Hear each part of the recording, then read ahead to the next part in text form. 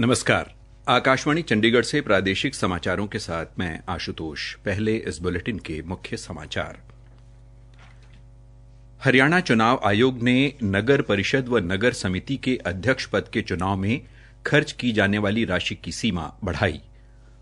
हरियाणा में आज शाम तक कोविड-19 के 2135 नए मामले सामने आए, जबकि 2484 कोविड मरीज स्वस्थ हुए हैं।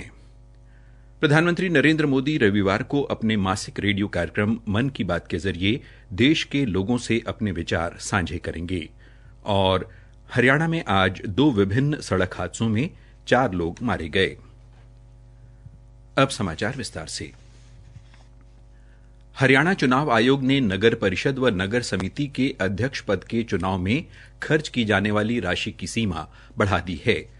अब नगर परिषद में 15 लाख और नगर समिति अध्यक्ष के लिए 10 लाख रुपए खर्च किए जा सकेंगे।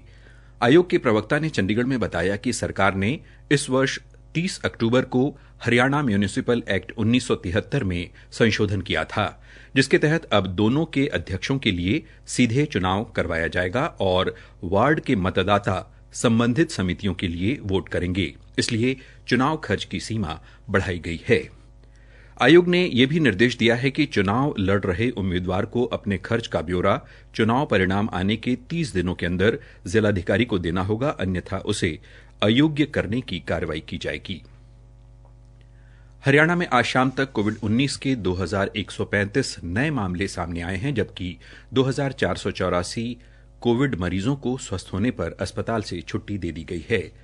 विभिन्न जिलों से हमारे संवाददाताओं से मिली जानकारी के अनुसार पंचकूला जिले में आज 71, अंबाला जिले में 99, फरीदाबाद जिले में 458, यमुनानगर जिले में 20, सिरसा जिले में 41, पलवल जिले में 22, भिवानी जिले में 17 लोगों में कोविड संक्रमण की पुष्टि हुई है, जबकि फरीदाबाद जिले में 770, भिवानी जिले में 37, यमुनानगर जिले में 25, अंबाला जिले में 31, पंचकूला जिले में 20, सिरसा जिले में 72 और पलवल में 10 कोविड मरीजों को स्वस्थ होने पर छुट्टी दे दी गई है। आज फरीदाबाद में 5, सिरसा अंबाला में 1-1 कोविड मरीज की मृत्यु हुई है। आकाशवाणी के समाचार सेवा प्रभाग द्वारा कोरोना उचित व्यवहार जन आंदोलन के तहत कोविड-19 के प्रति लोगों को जागरूक करने के लिए शुरू की गई श्रृंखला आओ कोविड को हराएं में आज का संदेश है, कोरोना वायरस को रोकें, मास्क पहनना न भूलें, नाक मुंह ढक कर रखें, ये भी याद रखें कि 2 गज की दूरी और बार-बार हाथ धोना है जरूरी। कोरोना उचित व्यवहार आपकी सामाजिक जिम्मेदारी भी है। भिवानी के मुंडान गांव में हुए एक हादसे में दिल्ली प्रदर्शन के लिए जा रहे एक किसान की मृत्यु और 2 लोग घायल हुए हैं और इस दुर्घटना को लेकर पुलिस ने ट्रक चालक के खिलाफ मामला दर्ज कर लिया है, जिसने अपनी गाड़ी ट्रैक्टर ट्रॉली में पीछे से ठोक दी थी। पुलिस प्रवक्ता के अनुसार ये घटना मुंधाल में पुलिस बैरिकेड के पास हुई, जिसमें पंजाब के मानसा के तन्ना सिंह की मृत्यु हो गई तथा 2 अन्य घायल हो गए हैं। ट्रक का नंबर हरियाणा का है। पंजाब से हरियाणा के रास्ते दिल्ली जाने वाले किसान भिवानी से गुजरने वाले दिल्ली हिसार राष्ट्रीय राजमार्ग से धरना उठाने पर राजी हो गए हैं। हमारे संवाददाता ने बताया है कि किसानों की मांगों को सरकार तक पहुंचाने का आश्वासन देकर पुलिस प्रशासन ने किसानों को धरने से उठाया।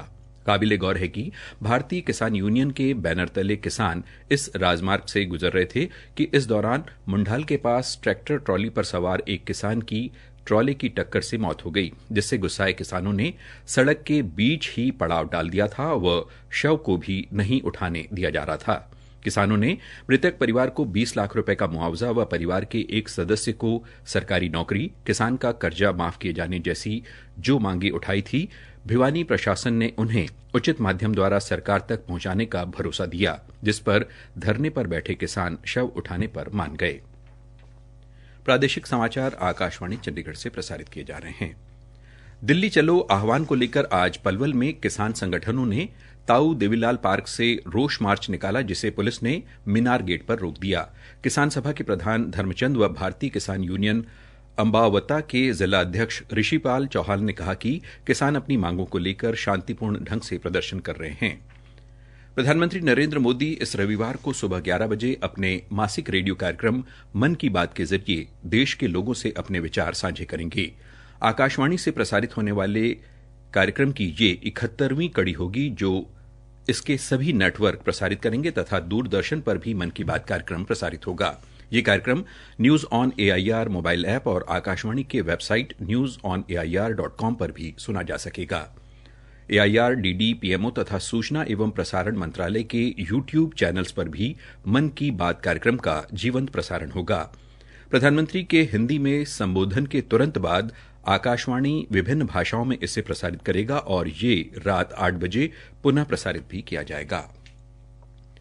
विभिन्न माध्यमों में फैलाए जाने वाले झूठे समाचारों के प्रति लोगों को जागरूक करने के लिए आकाशवाणी ने फैक्ट चेक और मिथ बस्टर्स स्तंभ शुरू किया है। इसी के तहत एक अफवाह के प्रति सही जानकारी देने की कड़ी में कई सोशल व डिजिटल माध्यमों में ये दावा किया जाना गलत है कि केंद्र सरकार ने नागरिकता संशोधन कानून के नियम जारी किए हैं। सरकार ने ऐसी बातों को झूठा बताते हुए कहा है कि कोई ऐसे नियम नहीं है तथा नागरिकता संशोधन कानून में कोई नियम जारी नहीं किए गए हैं। विधायक असीम गोयल ने 1 करोड़ 57 लाख रुपए की लागत से अम्बाला शहर के वाल्मीकि नगर में बने पहले वातानुकूलित सामुदायिक भवन का आज शिलान्यास किया। उन्होंने कहा कि मुख्यमंत्री सभी वर्गों को साथ लेकर प्रदेश में निरंतर विकास कार्य करवा रहे हैं। उन्होंने कहा कि जल्द ही अम्बाला में मुख्यमंत्री से IMT की नींव रखवाई जाएगी तथा यहां के लोगों को इससे रोजगार मिलेगा। मुख्यमंत्री मनोहर लाल ने अम्बाला में IMT स्थापित करने की घोषणा की थी। आज हरियाणा में हुए 2 सड़क हादसों में 4 लोगों की मौत हो गई। पलवल के गांव अलावपुर के निकट आज कार व ट्रक की टक्कर में 60 वर्षीय व्यक्ति व 9 वर्षीय लड़की की मौत हो गई है। हमारे पत्रकार के अनुसार हादसा तब हुआ जब गांव कटेसरा निवासी गिरिराज अपने परिवार के साथ शादी में शामिल होकर लौट रहा था, तब उनकी कार अलावपुर के पास एक ट्रक से टकरा गई। घायलों को उपचार के लिए पलवल के नागरिक अस्पताल ले जाया गया। दूसरा सड़क हादसा भिवानी जिले के कैरू गांव के पास हुआ, जहां एक गाड़ी की चपेट में आने से 2 सगे भाइयों की मौत हो गई। मृतकों की पहचान राकेश और सुरेश के तौर पर हुई है। महर्षि वेदव्यास की कार्यस्थली बिलासपुर में कार्तिक पूर्णिमा के अवसर पर प्रत्येक वर्ष लगने वाले प्रसिद्ध कपाल मोचन मेले का आयोजन इस बार कोविड महामारी के चलते नहीं किया जा रहा है। प्रशासन ने जगह जगह पुलिस नाके लगाए हैं ताकि श्रद्धालु वहां न पहुंच सकें। हमारे संवाददाता ने बताया है कि आज बिलासपुर के SDM बीरेंद्र सिंह ढुल ने नाकों का निरीक्षण किया और पुलिस कर्मियों को मुस्तैद रहने को कहा।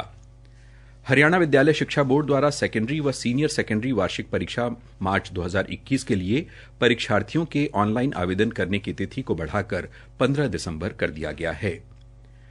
विंटेज गाड़ियों के पंजीकरण प्रक्रिया को तय करने के लिए सड़क परिवहन व राजमार्ग मंत्रालय ने सेंट्रल मोटर व्हीकल एक्ट्स 1989 में बदलाव हेतु सुझाव आमंत्रित किए गए हैं। अभी पुरानी व विरासत को दर्शाती गाड़ियों के पंजीयन की प्रक्रिया से जुड़े नियमों का अभाव है। अंत में इस बुलेटिन के मुख्य समाचार एक बार फिर। हरियाणा चुनाव आयोग ने नगर परिषद व नगर समिति के अध्यक्ष पद के चुनाव में खर्च की जाने वाली राशि की सीमा बढ़ाई।